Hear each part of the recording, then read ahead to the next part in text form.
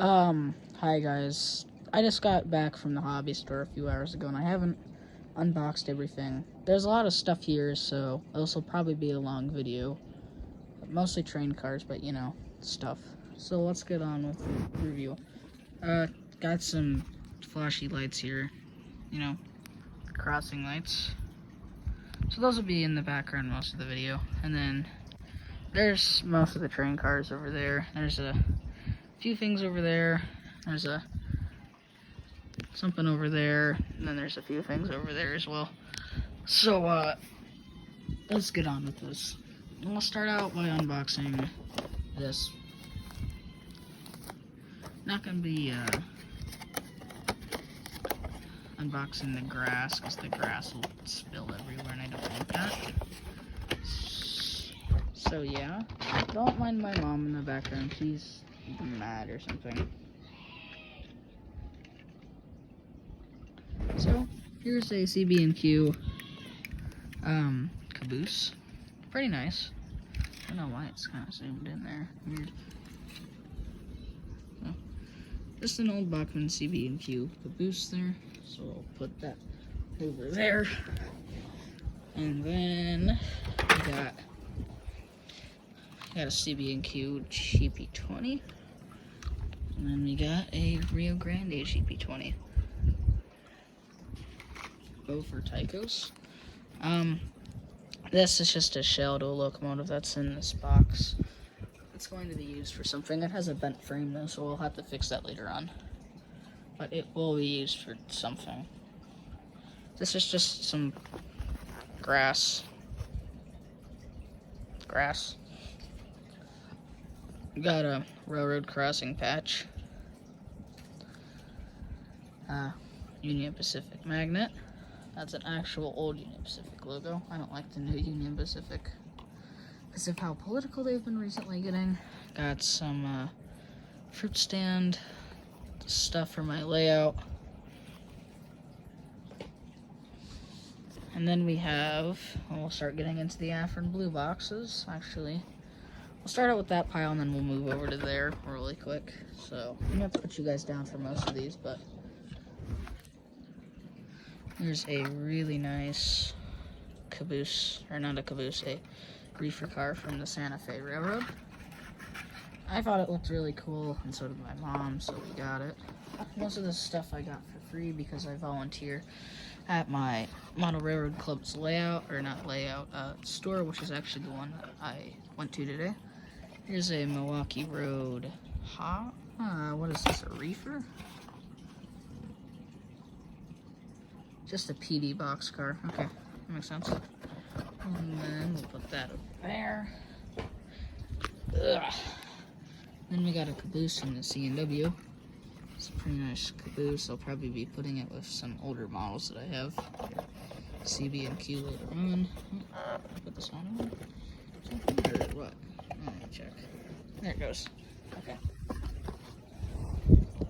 And then here's one of the cooler things that I got. A Beltrack mirror car.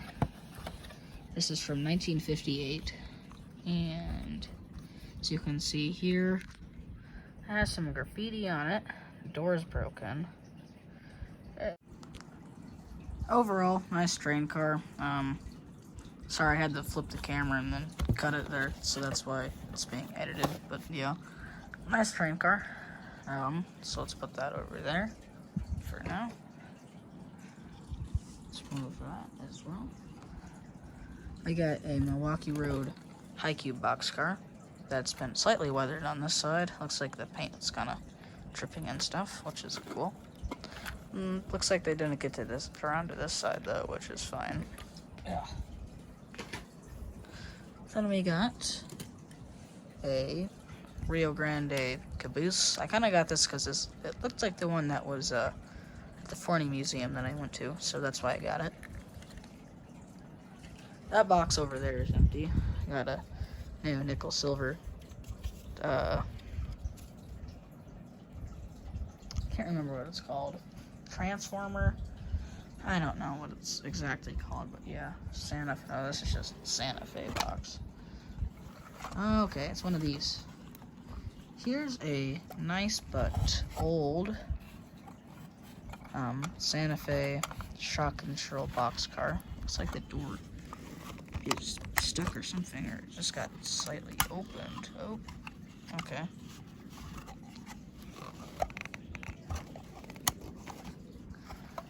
So, yeah. Like I said, sorry about the yelling in the background.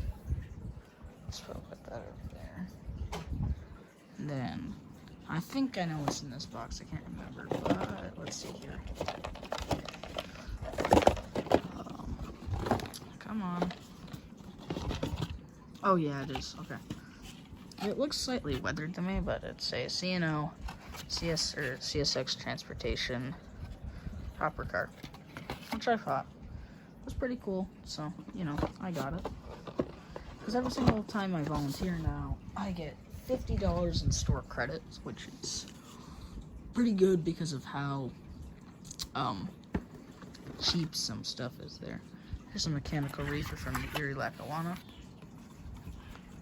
Let's put that.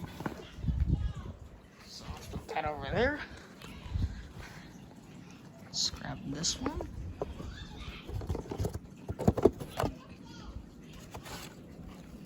This one's missing a few wheels. It's a Southern Pacific. I thought this had wheels, but I guess not. Maybe it's still in there, it's just they fell off or something. Oh, they did. But I'll probably be able to part some older car wheels that I'm not using anymore for that. Here's a pretty funny car I found. Premium Ham. Found it pretty silly, even though it's not my era. I still decided to get it because I found it hilarious. It still cracks me up. Let's see what's in this one. Oh, this is the ethanol car. Yep. It's a nice old tank car.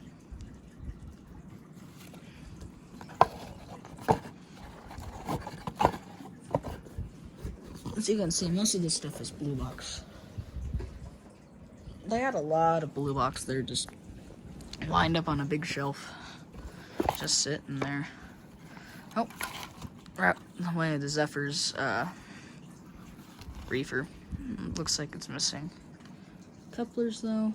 I'll get it some new Katie's or something later on. Whoa, I didn't know I could do that. Has little opening doors there. That's really cool. Okay. Okay. I'll take it. That is cool. Alright. And then the last box. A tank car. That is Phillips 66. I actually heard that Phillips 66 used to have tank cars, which is strange to me, but yeah. And then we have this. Way of the Zephyrs GP9. It's already been brought out by me out of the box, but I decided to put it back in so I can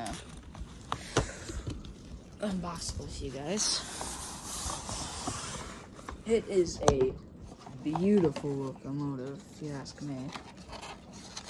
Like, a beautiful, beautiful, beautiful. Here it is. Pretty nicely detailed. I think this is one of the last locomotives that Lifelike made before it went out, because it says this has a DCC plug or motherboard ready to go. So yeah, don't know where I put all the parts. The parts are in another box waiting. That was in the parts box. So yeah, otherwise, like I said, this is a gorgeous model with a gorgeous paint scheme. That's why I got it. And it also has Katie's. So yeah. Alright guys, I think that's going to be the end of today's video. As soon as I can get these guys up on a layout or something, I'll let you know. Okay, thanks for watching, have a nice weekend, and goodbye for now.